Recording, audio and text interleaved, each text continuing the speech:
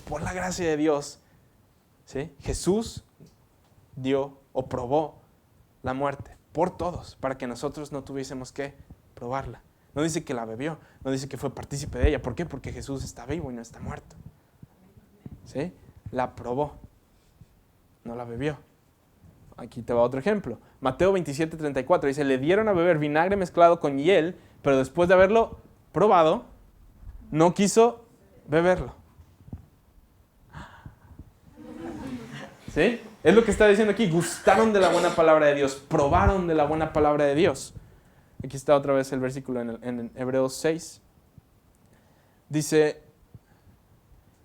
fueron iluminados. En este momento ustedes están siendo iluminados, ¿sí? Pero iluminación no tiene que ver nada con regeneración, que es lo que sucede en el nuevo nacimiento. Somos regenerados, ¿sí? No recuerdo en realidad el nombre de la persona que lo había escrito, pero una persona que escribió un comentario acerca de esto decía, iluminación se queda corto a regeneración, ¿sí? Cada que tú vas a un lugar y te enseñan algo que no sabías, ya sea bíblico o no bíblico, secular, te iluminan, ¿sí? Es eso lo que sucede, te iluminan, echan luz en algo que tú no habías visto. Eso es lo que sucede. Y hay muchas personas que van a la iglesia simplemente por, pues voy a ir, me gustan sus morales, me gusta cómo viven bien, viven bonito, pero no quieren tener nada que ver con el Salvador, no quieren tener nada que ver con la persona de Jesús. Solamente quieren, como lo habíamos visto con Lucas 14 y Lucas 15, solo querían ver lo que hacía para obtener sus resultados, pero no querían tener nada que ver con la persona. Querían probarlo, mas no beberlo, ¿sí? Y Jesús no es así. Cuando Él estaba con la mujer junto al pozo, que dice, si tú supieras el don que tengo, te daría agua viva. Si conocieras a la persona, ¿sí?, que está hablando contigo y el don de Dios te daría agua viva, tú la beberías y jamás tendrías sed. Jamás volverías a tener sed. Entonces dice, beber. Hay una diferencia entre beber y probar, ¿sí? Y dice, y gustaron de la buena palabra de Dios y los poderes del siglo venidero. Entonces, ¿cómo? ¿Sí? ¿Qué está pasando aquí?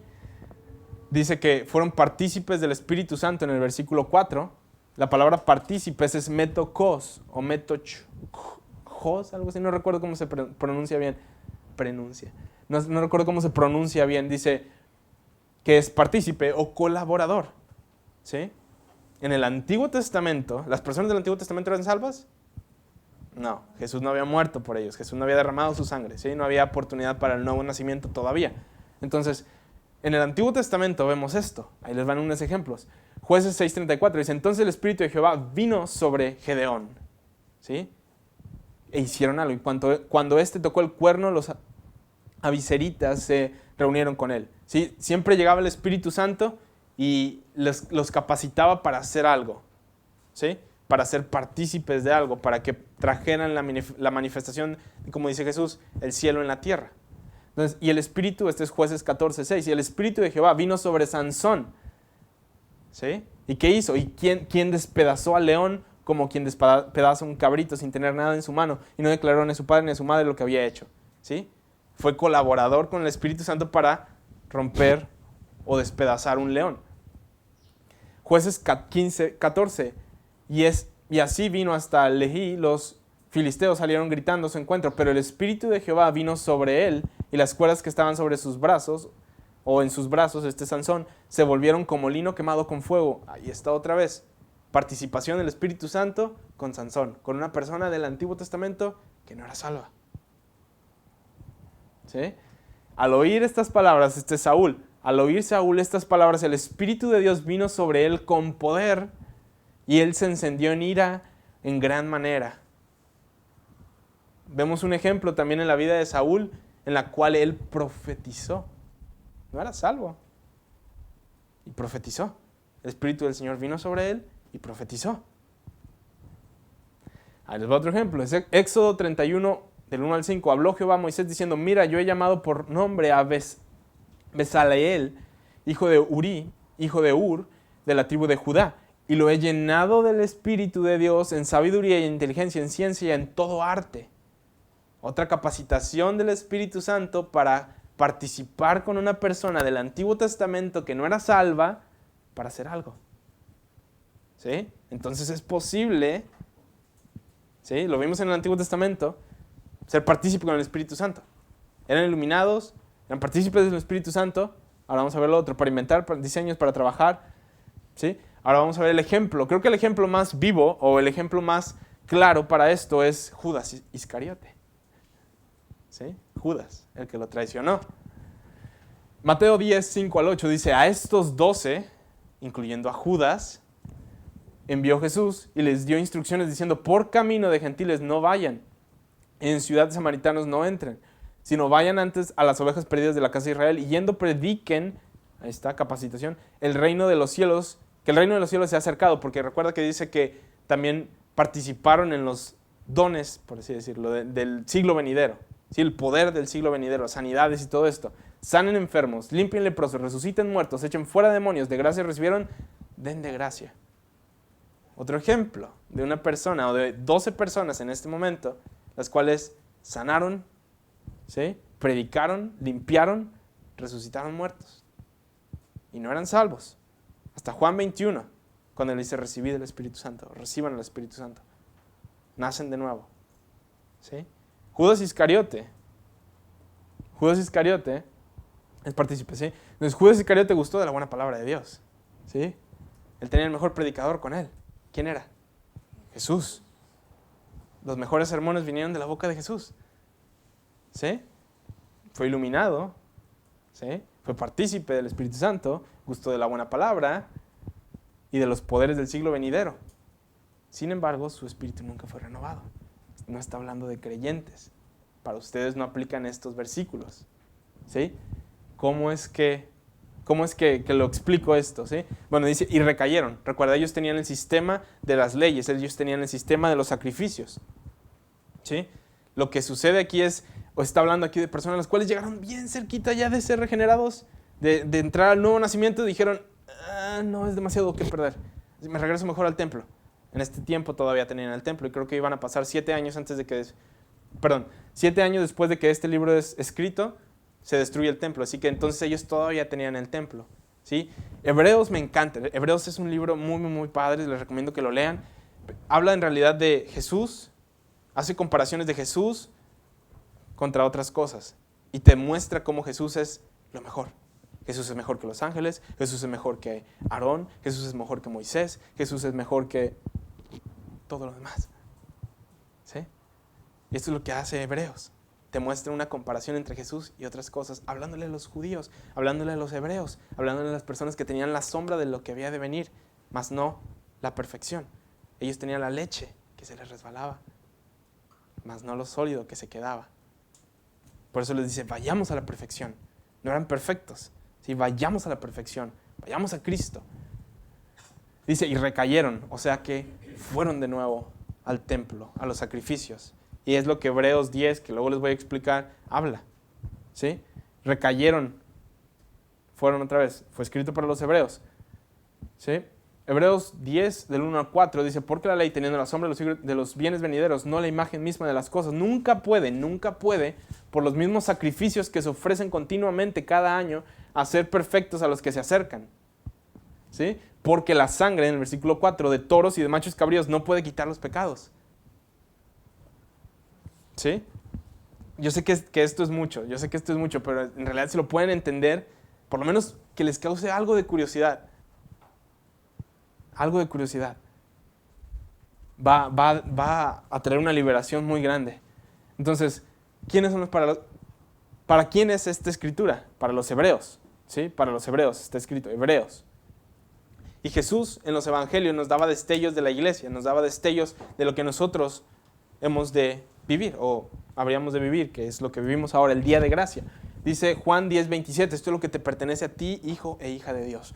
Mis ovejas oyen mi voz y yo las conozco y me siguen y yo les doy vida eterna. ¿Qué? Yo les doy vida eterna y no perecerán jamás. Jamás. Ni nadie las arrebatará de mi mano. Dice, la palabra jamás usada aquí está compuesta de 3 palabras griegas. Una sola palabra para esa... 3 palabras, describen esta sola palabra. Las cuales son eis, aion y oumé, que en realidad oumé es una palabra compuesta. Para entender la magnitud de lo que esta sola palabra quiere decir, vamos a desmenuzar estas 3 palabras. Dice, eis literalmente significa por o para y expresa el resultado de algo que ya tomó lugar, algo que ya ha sucedido, ¿sí? En este caso, el nuevo nacimiento en ustedes. Dice, mis ovejas oyen mi voz. ¿Sí? Tú eres una oveja de Él. ¿Sí? Dice, aion literalmente significa por todas las eras, por todos los tiempos, para siempre y por todos los siglos. Y Yomé, esta palabra es una composición, de hecho fue la primera palabra compuesta que aprendí en el griego, me gusta mucho esa palabra. Dice la palabra ou y la palabra me, dándonos como resultado la palabra oume, que literalmente significa no, no o nunca jamás. Lo emocionante de este versículo es que Dios nos está dando una doble seguridad de que esto que está diciéndose no sucederá. En este caso, perecer. Puesto esto en contexto, dice, ni nadie las arrebatará de mi mano. O interpretándolo, dice, yo les doy vida eterna y no perecerán, no, nunca jamás, de ninguna manera, a través de todos los siglos, eternidad, era o tiempo, sucederá. Ni ninguna cosa, espíritu, animal o persona, incluyéndote a ti, las arrebatará de mi mano. Aleluya. Eso es lo, checa la palabra en el griego, búscalo si quieres. ¿Sí? Pero dice, ni nadie los arrebatará de mi mano, ni siquiera tú. Porque hay personas a las cuales dicen, sí, no, nadie me puede sacar de la mano de Dios, pero yo puedo brincar de ella. No. Aquí esta palabra dice, nadie, ni siquiera tú. Una vez dentro, estás dentro. Es como si brincas adentro o te metes, decides entrar a esto llamado salvación, vida eterna, y ¡pum!, te agarra. De aquí no te sales, papá. ¿Sí? Dice, nadie las arrebatará de mi mano. Ninguna cosa, ni siquiera Satanás. No tiene poder. ¿Sí? Un maestro mío decía, Satanás es un ratoncito pequeño que proyecta una gran sombra. Pero es eso. Mi Padre que me las dio es mayor que todos y nadie las puede arrebatar de la mano de mi Padre. Aquí tenemos una doble seguridad. Nadie las arrebatará de mi mano ni de la mano de mi Padre. El Padre y yo somos uno. Qué padre, ¿no? Las ovejas que son mías oyen mi voz y escuchan mi voz y yo las conozco. Nota que ellas oyen su voz y ellas la conocen y ellas lo siguen. Y Él les da vida eterna y nunca la perderán o perecerán a lo largo de las eras. Esta es la amplificada. Por toda la eternidad, estas nunca de ninguna manera serán destruidas. ¿Sí? Y no hay nadie que las pueda arrebatar de mi mano. Esta es la seguridad que tienes. Esta es la seguridad que tienes. Una vez dentro, estás dentro.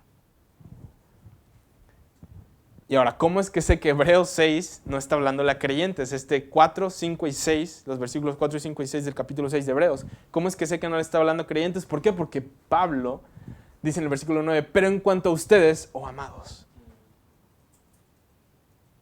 ¿Sí? Usa un término ya diferente. Si notas en el 4, 5 y 6 dice, si ellos, si estos, si aquellos. Pero que dice, pero en cuanto a ustedes, amados. Cada que usan estos términos se refiere a los que están dentro de la familia. ¿Sí? Juan dice hijitos. ¿Sí? Pablo dice amados. Pero en cuanto a ustedes, amados, estamos persuadidos de cosas mejores que pertenecen ¿a qué? A la salvación. Aunque hablamos así. La NTV dice, queridos amigos, aunque hablamos de este modo, no creemos que esto aplique a ustedes. Estamos convencidos de que ustedes están destinados para cosas mejores, las cuales vienen con la salvación. No necesitas en realidad buscarlo en el griego. Hubieras nada más leído. Es que a veces las personas se detienen en un versículo y no leen lo que está arriba o lo que está abajo. Dicen, esto es lo que significa entonces. Pero se quedan en el versículo 6 y en el versículo 9 es donde te da la respuesta de que, pero en cuanto a ustedes son amados. Imagino que Pablo estaba escribiendo esto. Esta es en realidad es una advertencia para los judíos, para las personas a las cuales decidieron regresar a los sacrificios, regresar a la ley, regresar a la leche. ¿Sí? Esta advertencia para ellos, severa advertencia para ellos, es una gran seguridad para ti. Estamos convencidos de cosas mejores. Es lo que te pertenece a ti con la salvación. 2 minutos. Pero en cuanto a ustedes, amados, estamos persuadidos de cosas mejores que pertenecen a la salvación, aunque hablamos así. Porque Dios no es injusto para olvidar su obra. Me voy a tener que brincar estos versículos. Habla de la plena certeza de esperanza. Habla de cuando tienes en realidad esto en mente, de plena certeza de esperanza. No eres perezoso, sino que eres imitador. Y llegas a obtener las cosas por la fe y la paciencia. Y al versículo 13 es al que quiero llegar rápidamente. Dice, porque cuando Dios hizo la promesa a Abraham, no pudiendo jurar por uno mayor, juró por sí mismo. Nosotros juramos en realidad por cosas mayores a nosotros. Te juro por las estrellas, te juro por el sol, por mi mamá. ¿Sí? Alguien mayor que yo. ¿Sí? Te lo juro por esta persona, te lo juro. Él no pudiendo jurar por uno mayor, Dios juró por sí mismo. ¿Sí? Diciendo, de cierto te bendeciré con abundancia y te multiplicaré grandemente. En el inglés dice, seguramente bendición, con bendición te bendeciré y con multiplicación te multiplicaré. Algo así dice. Cada que usa estos términos dobles, habla de intensidad, de la intensidad de lo que te quiere dar. Bendición, ¿sí? Y abundancia, multiplicación. ¿Sí? Y ahí viene el segundo imposible, ¿sí? Y habiendo esperado con paciencia alcanzó la promesa, porque los hombres ciertamente juran por uno mayor que ellos, y para ellos el fin de toda controversia es el juramento para confirmación, ¿sí? Y dice en el versículo 17, por lo cual, queriendo Dios, ¿quién quería esto?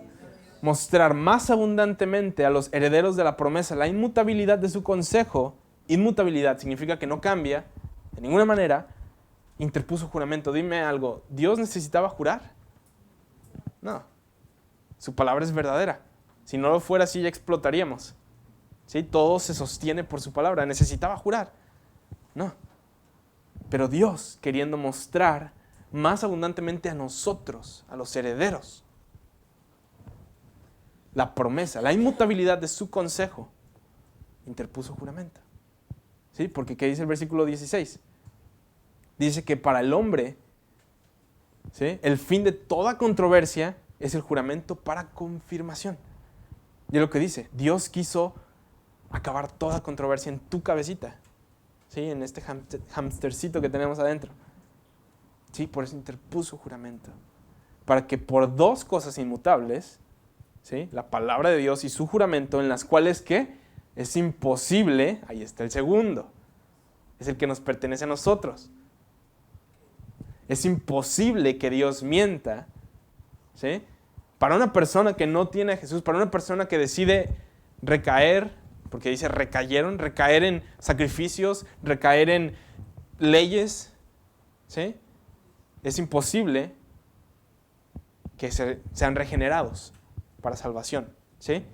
Pero para nosotros es imposible que Dios no nos bendiga, ¿sí? Eso es lo que dice aquí. Es imposible que Dios mienta. ¿Y qué es lo que nos dijo? Seguramente te bendeciré con bendición y te multiplicaré con multiplicación. ¿Sí? Tengamos un fortísimo consuelo, en las cuales es imposible que Dios mienta, ¿sí? Para que por dos cosas inmutables, para que por su palabra y su juramento, ¿sí?, tengamos un fortísimo consuelo. Fortísimo consuelo, un fuerte consuelo, un fuerte ánimo. Los que hemos acudido para asirnos de la esperanza puesta delante de nosotros. Me gusta mucho cómo lo pone la ESV. Dice, para que por dos cosas inmutables en las cuales es imposible que Dios mienta, nosotros, los que hemos huido para refugiarnos. Y esto, recuerda, ¿está hablándole a quiénes? A los hebreos. Se está refiriendo a algo del Antiguo Testamento, algo que vemos en Josué 20, que vemos a lo largo de, creo que se menciona en Hebreos, creo que se menciona en Números y creo que se menciona en Deuteronomio y en Josué. ¿Sí? Pero es algo que aparece en Josué 20, les recomiendo que lo lean. Habla de las ciudades de refugio. ¿Sí? Esa es la ciudad en la cual una persona puede correr cuando ha cometido un asesinato inintencionado, un asesinato sin querer, por accidente. De que, creo que el ejemplo que te daban era de que si estaba cortando un árbol una persona y se le iba el hacha y le pegaba a su prójimo, a su hermano o a su vecino, y lo mataba, y los hermanos de este vecino o los familiares de este vecino querían matarlo, él tenía el derecho de correr a una ciudad de refugio y ahí no lo podían tocar. ¿Qué es lo que dijo Jesús en la cruz? Cuando estaba siendo asesinado por romanos que representaban a los gentiles, que representaban a nosotros y los judíos. ¿Qué fue lo que dijo Jesús? Padre, perdónalos porque no saben lo que hacen, poniéndonos en la categoría de asesinato sin intención, calificándonos para poder correr a una ciudad de refugio. ¿Sí? Y dice que las ciudades de refugio son buenas para la persona que se está refugiando ahí hasta que el sumo sacerdote muera. ¿Sí? Y nuestro sumo sacerdote, Jesús, no muere. ¿A quién se está refiriendo eso? A ellos, a los judíos, a los hebreos. Diciéndole, nosotros los que hemos huido, corrido, para refugiarnos, podamos tener un fuerte ánimo para aferrarnos de la esperanza puesta delante de nosotros. Eso está en Josué 20. Entonces dice, los que hemos acudido para asirnos de la esperanza puesta delante de nosotros, la cual tenemos como una segura y firme ancla del alma. He visto muchas personas que se ponen tatuajes de anclas. ¿Sí? No sé si en realidad conocen el versículo del cual habla esto, ¿sí? Pero es algo impresionante. ¿Sí? Este versículo, para nosotros los creyentes, los cristianos, ellos eran creyentes, mas no eran cristianos. Ellos eran creyentes de todo, de que iba a venir el Mesías. Sin embargo, ellos no creían en Jesús. Nosotros los cristianos, nosotros los que hemos sido nacidos de nuevo, para nosotros esta es un ancla para el alma, que es segura y firme. En pocas palabras, tu salvación es segura y firme. Tan segura y tan firme como Jesús es Rey, como Jesús está vivo, como Jesús te salvó, como Jesús murió y pagó por tus pecados. Esa es tu salvación, segura y firme. ¿Sí? Qué padre, ¿no? Donde Jesús entró al lugar santísimo, donde Jesús entró por nosotros como precursor, hecho sumo sacerdote, y está para siempre. Sumo sacerdote para siempre. Para siempre, según el orden de Melquisedec. Tu salvación es segura y firme. ¿Sí? Saber esto, ¿qué hace un ancla? Hace que el barco no se mueva. Saber esto, que nuestra salvación es segura y firme, te da estabilidad, ¿sí? Te hace maduro, porque empieza después en el capítulo 7 a hablar de Melquisedec, lo que en el capítulo 5 no podía hablar. Esto te hace maduro, el evangelio, ¿sí? Tu salvación es segura y firme. Muchas gracias por acompañarnos, la verdad. Siempre recuerda que eres grandemente bendecido, altamente favorecido y profundamente amado. Gloria a Dios. ¿Alguna pregunta, alguna duda? No, pues sí nos dejaste como dijiste. Así, exactamente. Pero ya nos da, sí, o sea, nos da la pauta a leer, ¿verdad? Pero sí, así como él dijo, sí nos da la pauta a leer y hay cosas que aún leyendo la Biblia pedimos discernimiento siempre a Dios, ¿verdad? Uh-huh. Al Espíritu Santo y no tienes ese discernimiento, ¿verdad? Entonces hay cosas que en esto quedan claras, quedan más claras. Hey, gracias por acompañarnos, gracias por escuchar todo este programa. Ahora regálame solamente un momentito más de tu tiempo.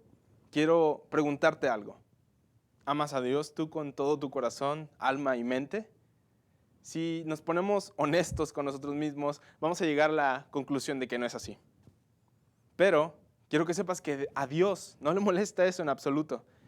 Él quiere que tú entiendas que Él te ama a ti con todo su corazón, con toda su alma y con toda su mente. Su corazón late por ti, su fuerza lo llevó a la cruz y su mente y alma están llenos de pensamientos acerca de ti. Él quiere que tú recibas salvación y tengas la capacidad de conocerle a Él como un padre, como un amigo, como un íntimo. Es tan sencillo como decir, Jesús, te doy gracias por la cruz. Gracias por este regalo de la salvación. Lo acepto y hoy te hago a ti el Señor de mi vida. Tú haces los tiros de mi vida y yo los sigo. En el nombre de Cristo Jesús soy tuyo.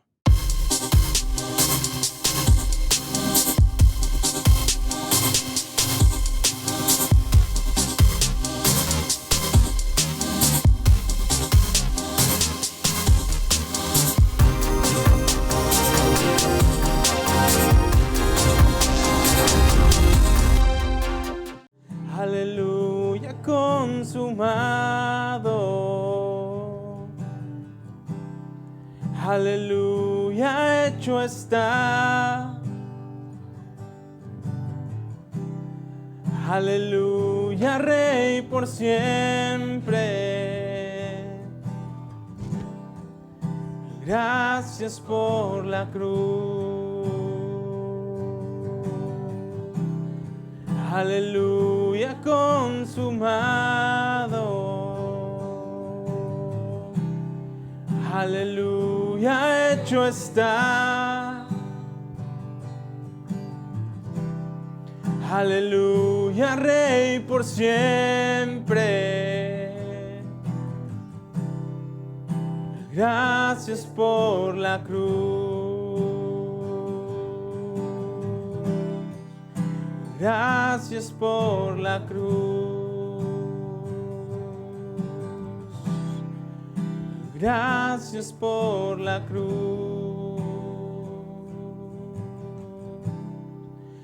Gracias por la cruz.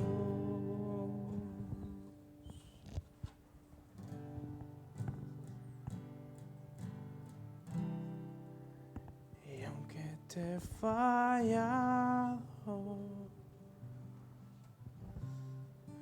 tú permaneces fiel.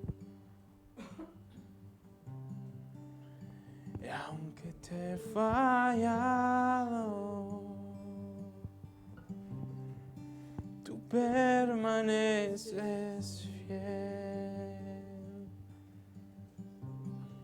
Aleluya, consumado.